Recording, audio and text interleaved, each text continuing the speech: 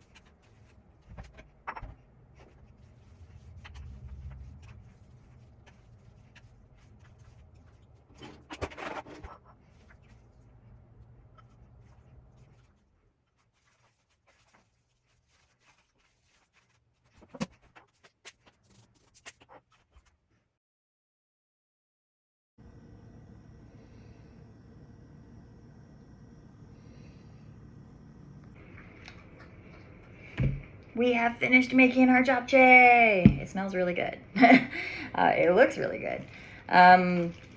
I didn't mention in the beginning, but I did make twice the amount today, so I doubled everything simply because when I was buying the non-menu noodles, the book tells you can only use this many noodles or this many ounces, and I can't buy a package that small, so I was like, I'm just gonna make it all at once.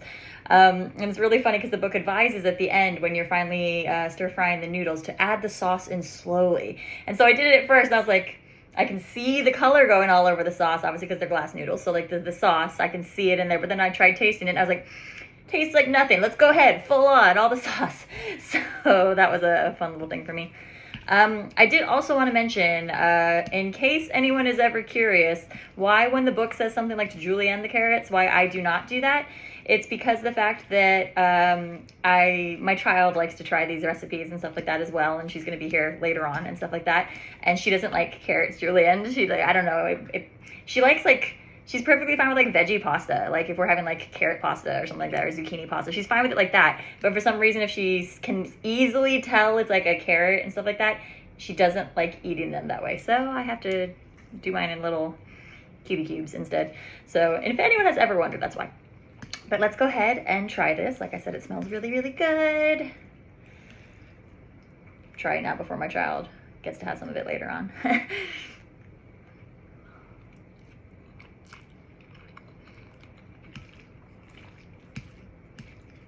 actually think I could probably use more sauce on mine. I did double the sauce recipe to go along with everything else being doubled, but it's still very light on the sauce, which actually Maddie will really appreciate because she doesn't like things being too saucy. So she'll probably appreciate that really well. But let's see here. Oh, but the sauce on the meat, it's perfect. The amount of it for that is perfect. It's just a little bit light to me on the noodles, but that's probably because there's so many noodles. This was really easy, like I said, just letting those noodles soak in the beginning. The biggest fight was getting all those noodles to fit in there when they, you know, pre-soak.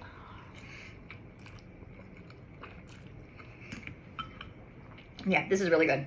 I think we're on, gosh, I want to say like recipe number 5 from book 2 or something now. So as we are continuing to cook our way through the BTS cookbooks now on recipe 5 of book 2, and in another transition into another EatJen a little later, obviously, since I didn't even think about it because I was so hungry because it smelled so good. Everything's continuing to go well. It's all really, really good. I like it. I am going to be back tomorrow with another recipe just because of, like I mentioned, these are from the chapter that's on special foods for special occasions and stuff like that. So I will be back tomorrow with another one. So I will see you then.